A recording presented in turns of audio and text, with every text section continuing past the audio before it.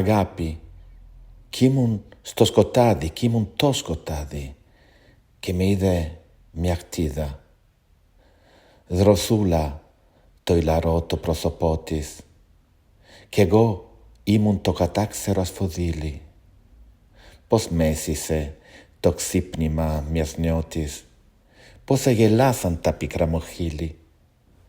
Σάμπος τα μάτια της να μου είπαν ότι δεν είμαι πλέον ο ναυαγός και ο μόνος και λύγησα σαν να πω τρυφερότη εγώ που μ' είχε πέτρα κάνει ο πόνος.